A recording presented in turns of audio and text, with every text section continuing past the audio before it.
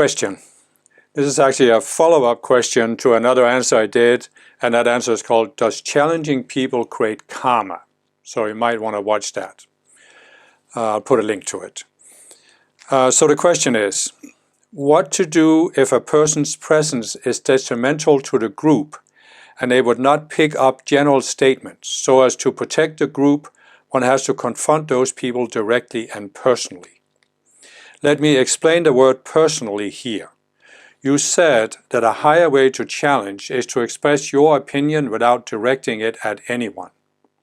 But what if the person would use mentalism to explain away and digress, or complain to try to invoke pity from the other members of the group? I believe I have the right to ask direct and personal questions. For instance, a person is using their suffering as a reason to ask for special treatment. You can't imagine how much I suffer. And mentalism to explain away the questions that could expose the separate self of the victim consciousness. The group has people who take this for real and feed the light, time and money to that person. Understand that the people with sharper discernment don't have a problem with this. But what would be your advice to those who are still in the twilight zone? Well, you always have in a group setting, you always have this concern of weighing the interest of the individual against the interest of the group. And I think this is one of the most challenging things about groups, because in many cases there will be one individual that sort of either goes against or stretches the purpose of the group beyond what's reasonable. In other words, the person demands more attention than other members of the group in various ways. And there are all kinds of ego games that people act out in group settings. I talk about that in my courses about ego games. And so in that case, you need to have this willingness to say, is a person's actions detrimental to the purpose of the group, whatever that is? And if so, it needs to be addressed. The question is, should you address it? And that depends on what is your position in the group. Is there more than one person who has some kind of leadership so that more than one person could address this? In other words, instead of you sharing the burden of dealing with this, could you talk to somebody else about it and say, what do you think about this? Has this gone too far, or is it just me? And then try to create a situation where you can talk about it more openly in the group. I do agree that in many times in groups you basically have this consideration, will you allow one person to ruin the group? Because what you often see in group settings is that one person starts being domineering. It may not be a power play, it may just be demanding attention. And you see other people who just disengage from the group. They either leave or they just sit there and they don't take part in the group anymore. And all of a sudden now the whole group revolves around this one person, which isn't really the purpose. So yes, in that case you need to do it. And what I would say is ideally would be to have a group meeting where you present this as a problem and you bring it up for discussion. And then you allow the members of the group to discuss it. I would also say that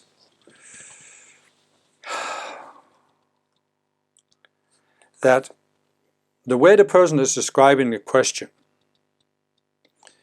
I would say it seems to me that the person has a sense of responsibility for the group and for making the group function a certain way. And therefore the person feels obligated to address this issue and confront this other person. And so I would refer to my original answer, where I very carefully explained that you can have a situation where something needs to be done, and the problem in the group might be very real, it might be very valid. But you can ask yourself, why am I feeling that I have to address it? Do I have some kind of obsessive compulsive drive to deal with this, where I feel I have to do it and I'm uneasy about it? Then you can look at your own psychology and say, why do I have this? That's obviously a subconscious self, as I always talk about, and you can use the tools to try and expose it, so that you can get yourself to a point where now you can speak out about this issue, but more neutrally. And I would say that this is one of the it's one of the most overlooked benefits of groups, any kind of group, is that you as an individual participating in a group, you get a opportunity to look at your own reaction to the group or to other members of the group and use that to resolve your psychology. So if you use it that way, you can only grow from it. Whatever happens, whether the other person changes or not, you can only grow from it. Now, I totally agree, and I've seen this myself so many times, that it's very often there is a person who is acting in an unbalanced manner in a group. And it's obviously because of that person's unresolved psychology, right?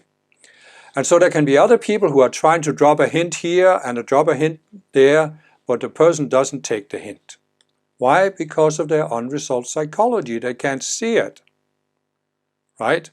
So then you have this, in many cases, a group where there has a person like this can come to a point where you have to say, well, either we confront this issue or the group is going to fall apart. People are just going to leave. And if we confront the issue, we may well have a situation where even though we are being more and more direct with the person still won't see it, and therefore it is a question, do we exclude this person from the group so that the group can actually continue to function? Or do we let the group fall apart?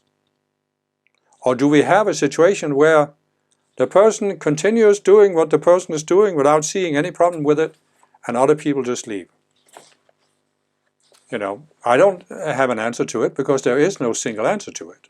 It really is a matter of the psychological dynamics in the group of how they play themselves out. But what you can do as an individual, if you're in a group like this, you can say, okay, let me look at myself, look at my psychology, what's my opportunity, what do I need to learn here about my reactionary patterns? And then whatever happens to the group, you will grow from it. And that should be your primary concern as a spiritual person. Again, it's like I said in my first answer, try to get to a point where you can speak out about this without having any inner attachments, any inner reaction to it, any obsessive compulsion, any fear of rejection, or any sense of being rejected. You can just speak out about it. And what I would say is that if you do this, you can be neutral about it. You can come to a point where you feel, I've done what I can do here. I fulfilled my responsibility to speak out.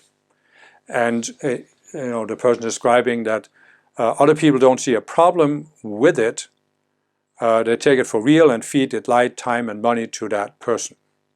Then you can just say, maybe I'm done with this group. Maybe it's time for me to move on and let these other people take over and see where that takes the group, but that's not really my concern.